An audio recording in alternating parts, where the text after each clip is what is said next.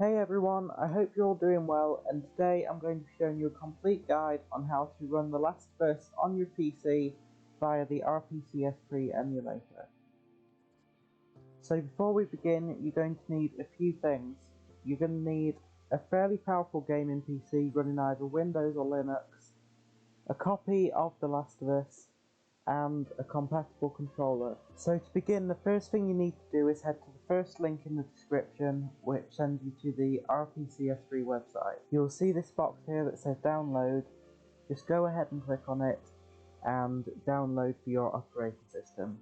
I'm on Windows, so I'm going to download for Windows. Once the download has completed, either open it in 7-zip or WinRAR and extract all the files to a place of your choice. I'm going to extract it to my desktop. You're also going to need to download the file linked in the description of the patch.ylm file, which is going to improve performance and fix any graphical glitches in The Last of Us. Once you have downloaded both of these files, go into your rpcs3 folder and open rpcs3.exe. Once it is opened, it will ask you whether or not you want to update rpcs3. You can choose either yes or no, but for the sake of time, I'm going to press no. Before you can play any games, you need to go to File and press Install Firmware. I'll leave the download for the firmware in the description, as you can get it straight from Sony's website. The first thing you're going to want to do in rpcs3 is press File and click Add Game. Here you can find your copy of The Last of Us, and it will have a PS3 game and a PS3 update folder. Just select the main folder which both of these are in and press select folder. This will add The Last of Us to this list here in rpcs3. The patches for The Last of Us are currently only available for version 1.11, so here if you see that you are running any version other than that, make sure that you download an update file to 1.11 depending on your region and install it by hitting File and Install Packages/wraps. You can then select your package file and install it that way. That will keep you all up to date. Next, you're going to want to close rpcs3, and in the rpcs3 folder, navigate to the patches folder and drag the patch.yml file, which I linked in the description, into this folder. You can replace the file in the destination if there already is one, and then you can proceed to reopen rpcs3. Once you are back in rpcs3, we're going to right click on The Last of Us and press Create Custom Configuration. It says change custom configuration here because I've already created my configuration for this game. Once you've pressed this button, you're going to be greeted with this menu. Now in the CPU tab, you're going to want to make sure that both the CPU encoder and the SPU encoder are set to Recompiler LLVM, and the Enable Thread Scheduler, Enable SPU Loop Protection, and SPU Cache buttons are enabled. Also, enable TSX instructions if your CPU supports it, which, since I'm running a Ryzen processor, my CPU does not. Also make sure that the SPU block size is set to safe, and prefer SPU threads is set to auto. Now in the GPU tab, make sure that your render is set to Vulkan and not OpenGL, as running it in OpenGL will vastly decrease your performance running the game.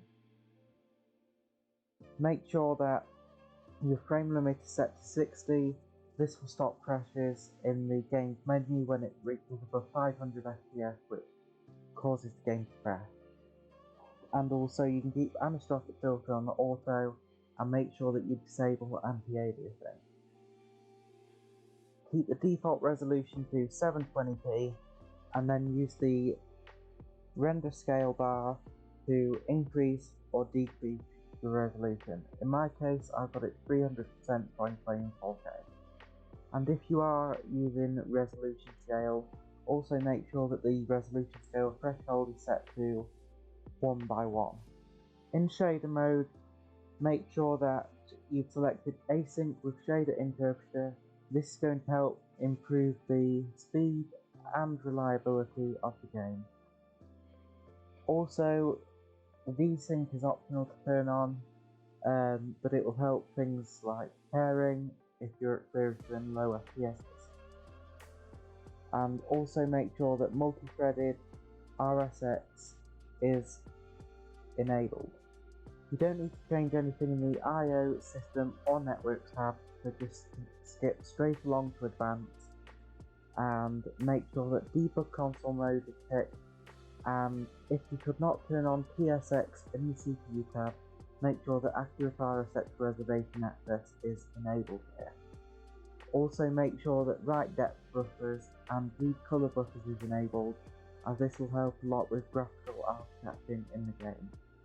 You also need to ensure that wake up driver delay is somewhere between 200 and 400 nanoseconds, as this greatly improves the stability of the game. But your mileage may vary, so you'll have to try different settings and see what works best for your hardware configuration. Also make sure VBlank frequency is set to 120 Hz.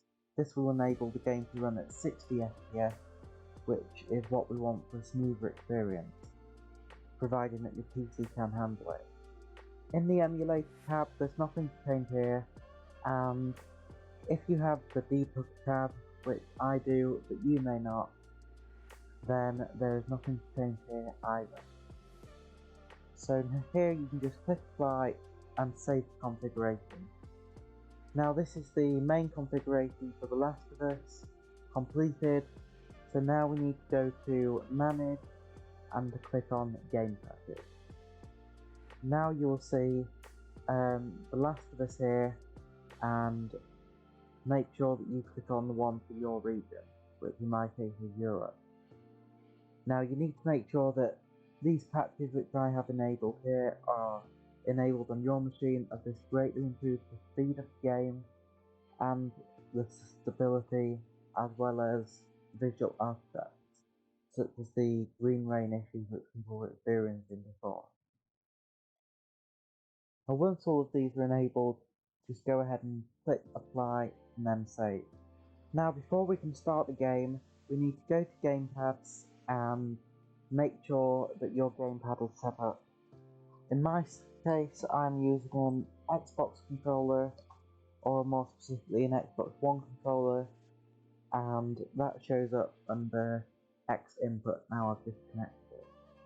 Now you can see here if your gamepad's working, because just here you'll see the sticks moving as you move them, and this will enable you to play the game.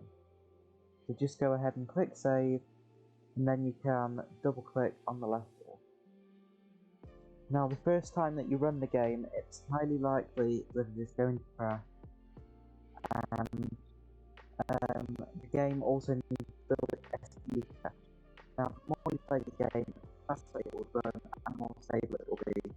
So you just need to be relatively patient with it, and it may take a few tries to be able to get into the game the first time you run it.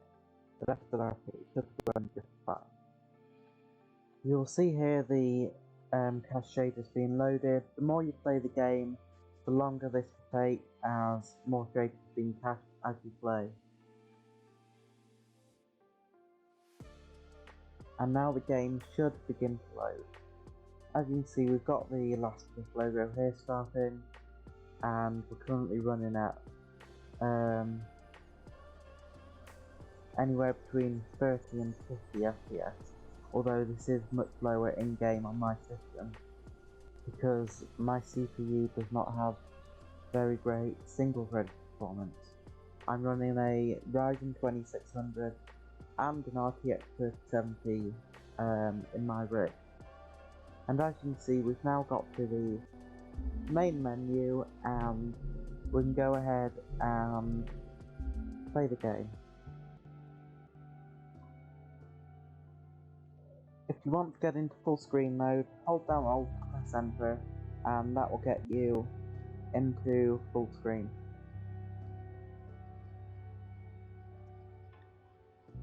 Hey Sarah, how you holding up, honey? As you can see, the game's now running, but not very well, because Yeah, sure thing. This is very early on in the game and we're still building our save chests.